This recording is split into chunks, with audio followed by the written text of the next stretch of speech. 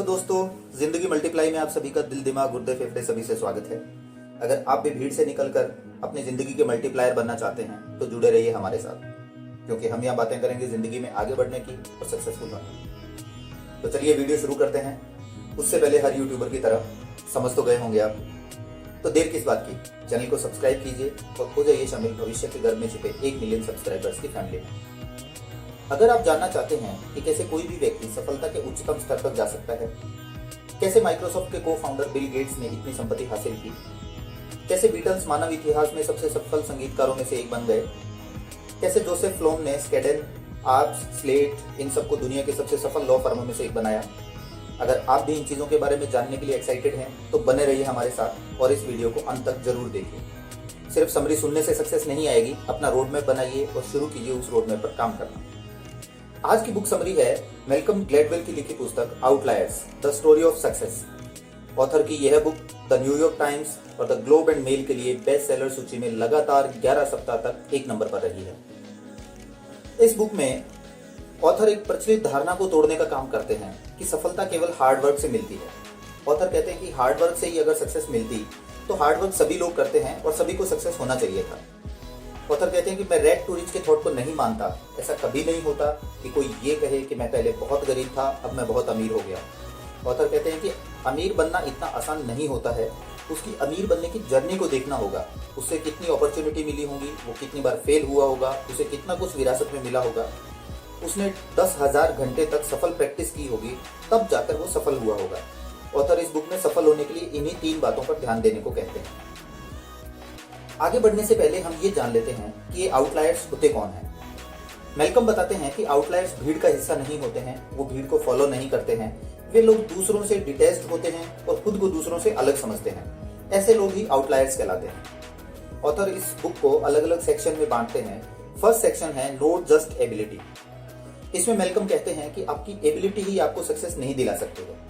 कई बार लोगों को हमने आपस में बात करते सुना होगा कि उसने एग्जाम की तैयारी तो बहुत की लेकिन वो सक्सेस नहीं हुआ, या फिर इस खेल में या इस पढ़ाई में या इस सब्जेक्ट में वो बहुत अच्छा था लेकिन फिर भी उसका सिलेक्शन नहीं हुआ।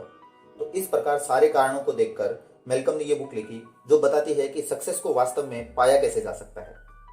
इस बुक में मैल्कम बताते हैं केवल एबिलिटी होने से सक्सेस नहीं मिलती है, इसके साथ साथ जरूरी होता है अपॉर्चुनिटी मिलना, उसे ग्रैब करना, विरासत में मिले हुए एक्सपीरियंसेस और पैसा, और 10,000 घंटे का प्रिंसिपल। ये 10,000 घंटे का प्रिंसिपल बहुत पॉपुलर है। आशा करता हूं कि आपने इसके बारे में जरूर सुना होगा। लेखक कहते हैं कि किसी भी काम में मास्टरी हासिल करने के लिए आपको 10,000 घंटे तक प्रैक्टिस करना होता है। अगर आप ऐसा कर लेते हैं तो आप उस काम के मास्टर हो जाते हैं और विश्व स्तरीय विशेषज्ञ बन जाते हैं। लेखक कहते हैं कि जब आप 10,000 घंटे प्रिंसिपल को फॉलो करते हैं तो उसमें एक्सपर्ट हो जाते हैं, तो आपको अपॉर्चुनिटीज भी मिलती हैं और आपकी सफलता उसमें निश्चित हो जाती है। 10,000 घंटे के रूल को बताते हुए ऑथर और डिटेल में कहते हैं कि सेल्फ मेड मैन जैसा कुछ नहीं होता है, ये केवल एक मिथ है।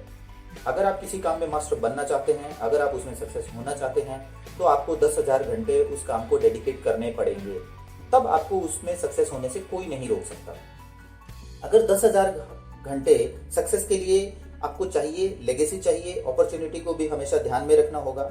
ऑथर कहते हैं कि 10,000 घंटे प्रैक्टिस आपको मास्टर बनाने के साथ साथ आपकी क्वालिटी भी इंप्रूव करती है और आपकी प्रोडक्टिविटी भी बढ़ाती है।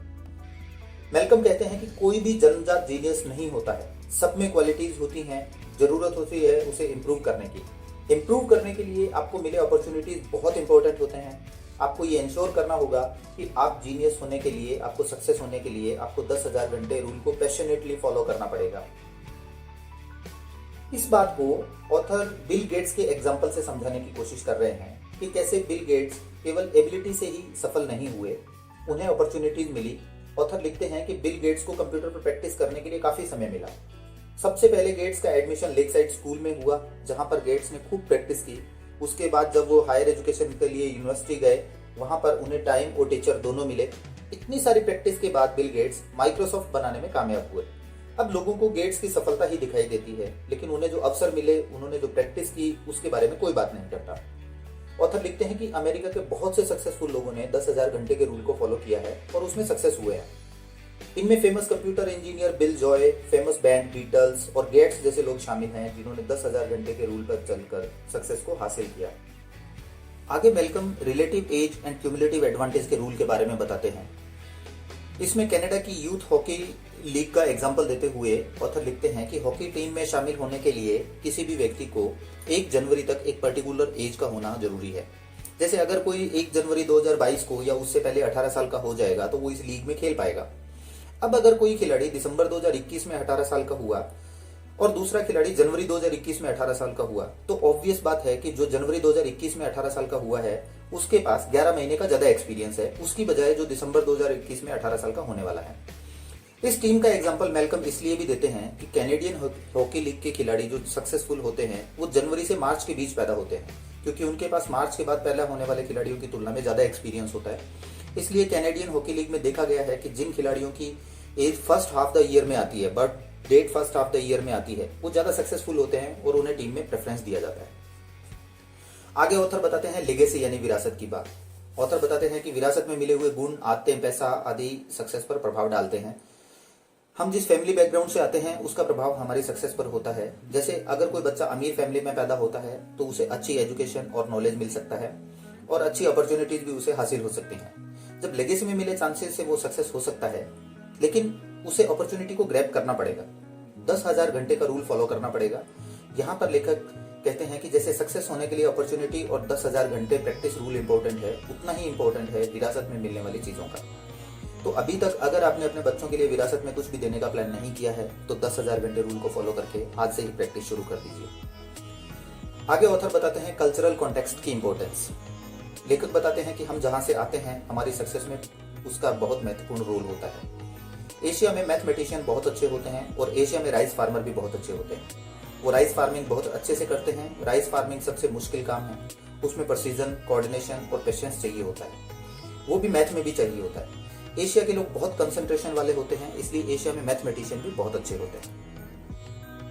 ऑथर कोरिया की एयर सर्विस का एग्जांपल देते हुए बताते हैं कि ईयर 2000 से पहले कोरियन एयर की सेफ्टी का रिकॉर्ड बहुत खराब था। जब GAUM क्रैश हुआ तब जांच की गई और इन्वेस्टिगेशन में पता चला कि को पायलट आगे आने वाले खतरे के बारे में अपने सीनियर को बताने से हिचकिचा रहा था, जिस वजह से उस खतरे को टाला नहीं जा सका। और ये इसलिए हुआ कि कोरिया में आप सीनियर से क्वेश्चन नहीं कर सकते। फिर कोरिया ने अमेरिकन कंपनी को कोरिया के स्टाफ को ट्रेनिंग देने के लिए हायर किया। उसके बाद कोरियन एयर की सेफ्टी में इंप्रूवमेंट हुआ। कोरिया का कल्चरल कॉन्टेक्स्ट ही उनकी पुअर सेफ्टी का कारण था। ऐसा ही हमारे साथ भी होता है, हम जहाँ से बिलोंग करते हैं उस कल्चर का इम्पैक्ट हमारे ऊपर भी होता है। मेलकम कहते हैं कि इस तरह से हमारी एबिलिटी ही हमें सक्सेसफुल बनाएगी, ऐसा बिल्कुल भी नहीं है। प्रैक्टिस और अपॉर्चुनिटी भी बहुत जरूरी है। तो आज से अपने पैशन को पहचानें और 10,000 आवर्स रूल को फॉलो करना शुरू करें। साथ नजर बनाए रखें आने वाली अपॉर्चुनिटीज पर, तो सक्सेस निश्चित ही आपको हासिल होगी।